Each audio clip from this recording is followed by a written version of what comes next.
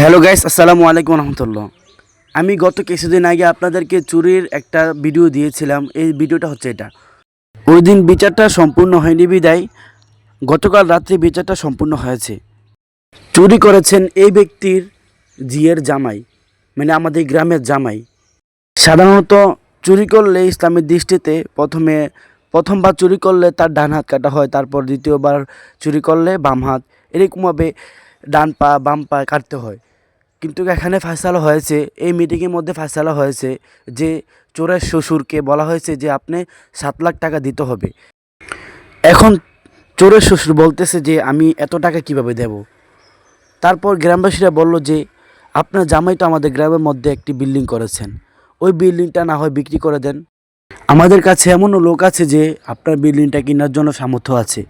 আপনি দলিলপত্র সব কিছু একটা স্ট্যাম্পের মধ্যে লিখে দেন, আমরা ওই বিল্ডিংটা কিনে এবং যাদের চুরি হয়েছে মোটর, ফ্রিজ, এমনকি গরু, তাদের ঋণ পরিশোধ করে দেব। তাদেরকে আমরা এই টাকাগুলো ভাগ বন্টন করে দিয়ে দেব। এখন আপনি কি বলেন? এখন চোরের শ্বশুর 3 লাখ টাকা গতকাল রাত্রে দিয়েছে। আরও 2 লাখ টাকা তিনি আরও কয়েকদিন আগে যে বিচারটা হয়েছে ওই বিচারের মধ্যে 2 লাখ টাকা দিয়েছে। এখানে লীল তৃষার পুরো ব্যক্তিটা হচ্ছে চোরের শ্বশুর। গ্রামের সকলে তাকে অনেক ভালো জানতো।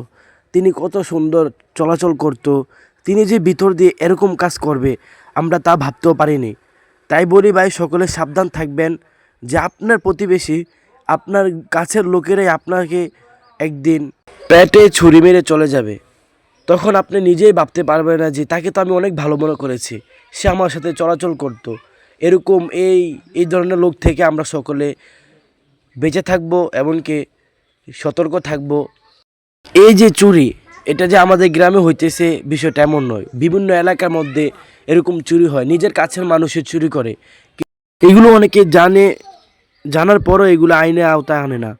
তা আমরা গ্রামবাসীদেরকে যে এলাকার মধ্যে চুরি হয়, যারা জানেন তাদেরকে বলতে চাই আমরা সকলে তাদেরকে আইনের আওতায় নিয়ে আসবেন।